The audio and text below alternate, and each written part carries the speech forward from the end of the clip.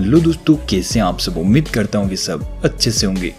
दोस्तों, आज हम भारत के एक ऐसे आइलैंड के बारे में बात करने जा रहे हैं जो पूरी दुनिया का सबसे खतरनाक आइलैंड माना जाता है। यहाँ पर किसी भी प्रकार की सुविधाएं मौजूद नहीं है और यहाँ के लोग इतने खतरनाक है कि यहाँ पर बाहर से आए लोगों को देखते ही मार देते हैं। दोस्तों, इस आइलैंड के बारे में जो लोग थोड़ा बहुत भी जानते हैं वो यहाँ जाने की भूल कभी नहीं करेंगे और जाना तो दूर की बात, ऐसा सपने में भी नहीं सोच सकते। जी हाँ दोस्तों, यहाँ पर जाना किसी खतरे से खाली नहीं है और खतरों को देखते हुए सरकार ने इस आइलैंड पर जाना बैन कर रखा है। दोस्तों, वीडियो में आगे बढ़ने से पहले एक छोटी सी रिक्वेस्ट है कि अगर आपने अभी तक चैनल को सब्सक्राइब नहीं कर रखा है तो जल्दी से सब्सक्राइब कर लें और वीडियो को लाइक करना बिल्कुल ना भूलें। दोस्तों, दुनिया में बहुत सारे खूबसूरत आइलैंड है और उनमें से कुछ के बारे में हमने वीडियो भी बनाई है, लेकिन आज हम जिस आइलैंड के बारे में बताने वाले हैं उसके बारे में जानने के बाद आप भी इस आइलैंड पर कभी नहीं जाना चाहोगे। जी हाँ दोस्तों, आज हम बात कर रहे हैं नॉर्थ सेंटिनेल आइलैंड के बारे में। दोस्तों, यह आइलैंड अंडमान निकोबार द्वीप समूह का हिस्सा है जो बंगाल की खाड़ी में स्थित है। यह आइलैंड दुनिया के उन आइलैंड में से एक है जहाँ पर सैकड़ों सालों से कोई नहीं गया और जो भी गया है वो जिंदा वापस नहीं आया। दोस्तों, यहाँ पर रहने वाली जनजाति का दुनिया से कोई भी संपर्क नहीं है और इन्हें कोई भी मतलब नहीं है कि हमारा भारत देश आजाद हो गया है और हमारे देश की करेंसी क्या है। सुनने में आया है कि यह जब भी दुनिया के बाहरी लोगों से मिलते हैं तो हिंसा के साथ मिलते हैं। दरअसल इन लोगों को केवल अपनी ही जनजाति के लोग पसंद है और यह उन्हीं के साथ खुश है और जब कभी भी इनके नजदीक से कोई विमान उड़ता है तो यह उस पर भी पत्थरों और अपने तीरों से हमला कर देते हैं। दोस्तों, आपको जानकर हैरानी होगी कि सन 2006 में कुछ मछुआरे गलती से इस आइलैंड पर पहुंच गए थे जिन्हें अपनी जान से हाथ धोना पड़ा और इस जनजाति को लोस्ट ट्राइब के नाम से जाना जाता है जो कि यहाँ लगभग 60,000 सालों से इस आइलैंड पर रह रहे हैं। दोस्तों, आपको पता होना चाहिए कि यह भारत के ही हिस्से में आता है, लेकिन फिर भी यहाँ किसी भी केंद्र या राज्य सरकार का कोई भी नियम कानून लागू नहीं होता क्योंकि इस आइलैंड पर केवल इन्हीं के कानून चलते हैं और सरकार भी अपने कानूनों को इन पर थोपने का प्रयास बिल्कुल भी नहीं करती। दोस्तों, एक बार जेल से भागकर एक मुजरिम इस आइलैंड पर पहुंच गया था जिसे यहाँ के लोगों ने मार डाला था और दोस्तों, इस जनजाति की भाषा के बारे में कोई भी नहीं जानता। इसी वजह से वहाँ के लोगों से बात करें उससे पहले ही वह लोग हमला कर देते हैं। एक दूसरे नाविक ने बताया कि वह एक बार गलती से इस आइलैंड के पास पहुंच गया था। तभी उसने देखा कि आइलैंड के किनारे पर कुछ लोग तीर कमान और भाले लिए हुए खड़े हैं। जैसे ही नाव उनके करीब पहुंची तो उन लोगों ने नाव पर तीरों की बरसात शुरू कर दी, लेकिन उन नाविकों की किस्मत अच्छी थी कि उनकी नाव थोड़ी दूरी पर थी जिसकी वजह से उनकी जान बच गई। दोस्तों, आपको पता होगा कि सन 2004 में भयंकर सुनामी आई थी जिसके कारण अंडमान निकोबार द्वीप समूह को भारी नुकसान उठाना पड़ा।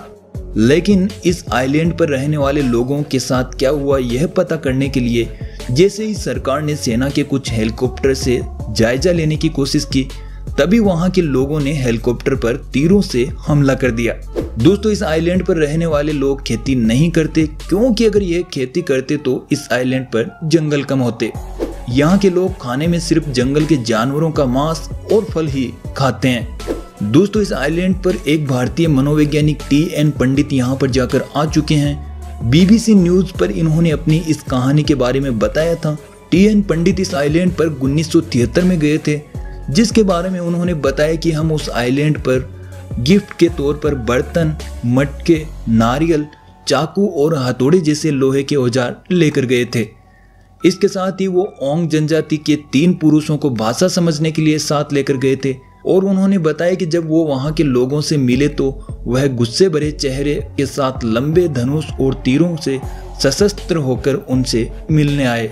और इसके साथ ही टी.एन. पंडित ने बताया कि उनकी यह मीटिंग सेंटिनेल जनजाति के लोगों की शर्तों के अनुसार ही हुई थी और जब वो उनसे मिले तो वो आधे पानी में डूबे हुए थे और वहीं पर खड़े होकर उन्होंने वहां के लोगों को सारे उपहार दिए।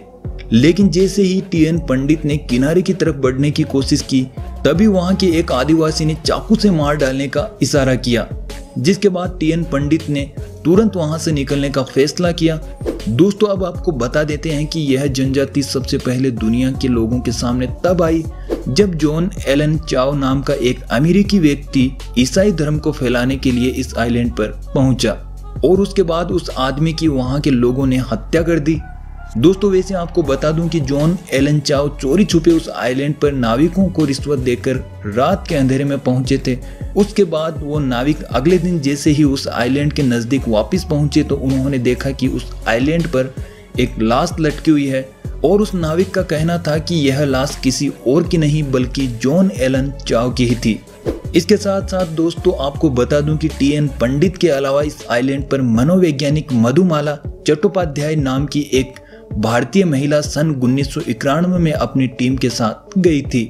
दोस्तों, यहाँ पर हैरान कर देने वाली बात यह है कि जब भी इस आइलैंड के लोग बाहर के लोगों से मिलते हैं तो उन पर हमला कर देते हैं, लेकिन जब उन्होंने मधुमाला को देखा तो उन्होंने उन पर किसी प्रकार का हमला नहीं किया, बल्कि वह इनके साथ फ्रेंडली हो रहे थे।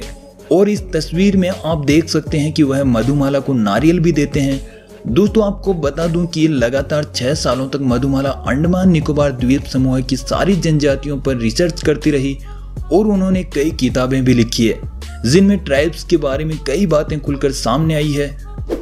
तो दोस्तों, यह था नॉर्थ सेंटिनेल आइलैंड का जानकारी से भरा वीडियो, जिसमें हमने इस आइलैंड के लोगों के बारे में आपको बताया और मुझे लगता है कि यह वीडियो आपके लिए काफी डिफरेंट था। उम्मीद करता हूं कि यह आपको पसंद भी आया होगा। इसीलिए दोस्तों, आपसे एक छोटी सी रिक्वेस्ट है कि कमेंट करके जरूर बताएं कि आपको वीडियो में दी गई जानकारी कैसी लगी और आगे भी क्या आप इसी तरह के इंटरेस्टिंग फैक्ट्स के साथ दुनिया की शेयर करना चाहते हैं। ऑफ कोर्स आपका जवाब हाँ होगा। तो दोस्तों, मिलते हैं अगली वीडियो में और अगर आपने अभी तक चैनल को सब्सक्राइब नहीं किया है तो जल्दी से सब्सक्राइब कर लें और पास में दिए बेल आइकन को भी प्रेस कर लें ताकि हमारे वीडियोस आप तक सबसे पहले पहुंचे।